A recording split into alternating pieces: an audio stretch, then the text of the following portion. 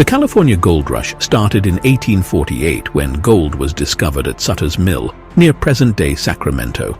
James W. Marshall, a carpenter working for John Sutter, found gold flakes while building a sawmill. At first, Sutter and Marshall tried to keep the discovery a secret. But word leaked out, and within months, people from all over the world heard about the find. The promise of vast riches led to a massive migration. Thousands of men, women, and families packed up their lives, leaving behind jobs, homes, and security to try their luck. This wasn't just an American phenomenon. People came from China, Europe, Australia, and South America, all driven by the hope of striking it rich.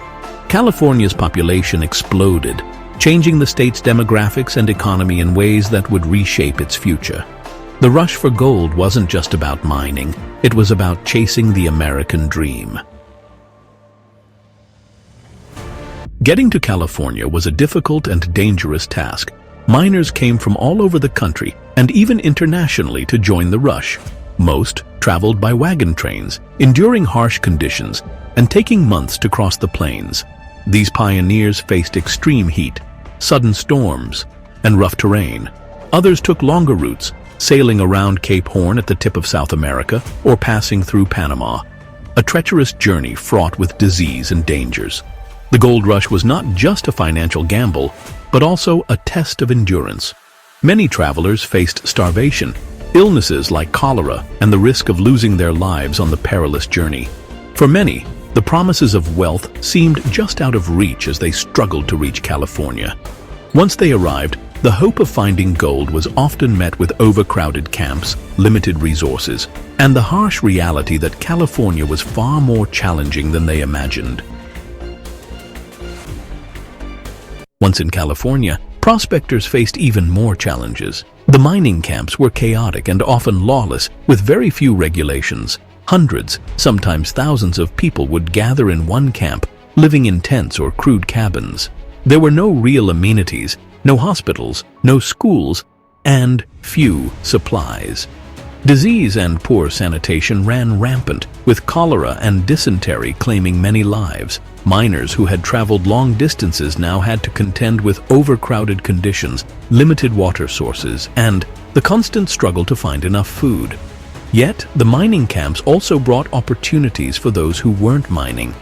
Entrepreneurs opened up saloons, restaurants, and supply stores, hoping to make their fortunes by catering to the miners.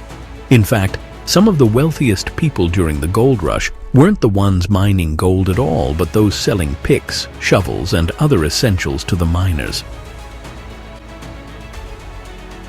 While many miners struck it rich, most didn't. The gold rush is often remembered as a time of great wealth, but that wealth was rarely accessible to the majority of prospectors. The lucky few who did find gold became legends, but they were the exception, not the rule. For most miners, the work was grueling, with many working day and night with little to show for it. Most of the gold found in the early days was easy to access, but as time went on, it became more difficult to reach.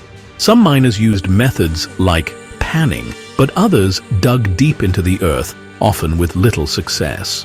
A few lucky prospectors found veins of gold, but many spent months or even years in the mines, only to end up empty-handed.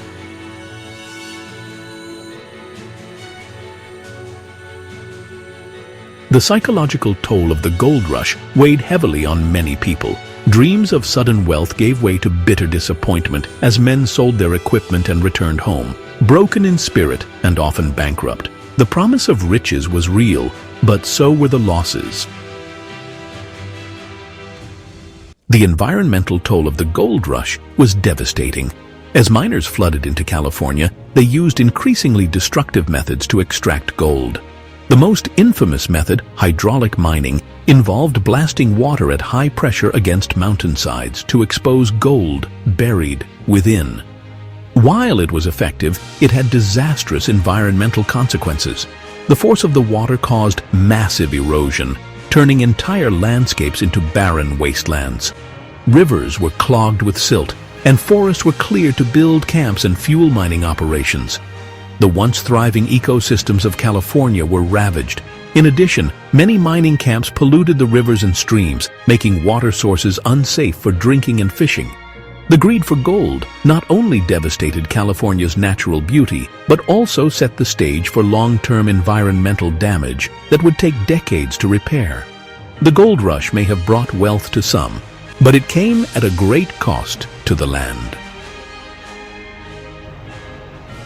By the mid-1850s, the easy gold was gone, and the rush began to slow down.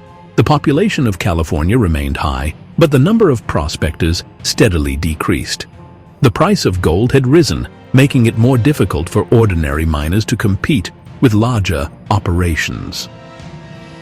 The discovery of gold in other places, such as Colorado and Nevada, also diverted attention from California. While the gold rush itself was winding down, its impact on California was far-reaching. The state saw its economy grow rapidly, attracting settlers, entrepreneurs, and investors. The railroads that connected California to the rest of the country were built during this period, and California soon became one of the most important states in the Union. The gold rush played a crucial role in the state's statehood in 1850, just 2 years after the rush began. Though the gold rush itself was over, its influence continued, and California's population and wealth were permanently transformed. Thanks for watching. Like and subscribe for more history content, and see you in the next video.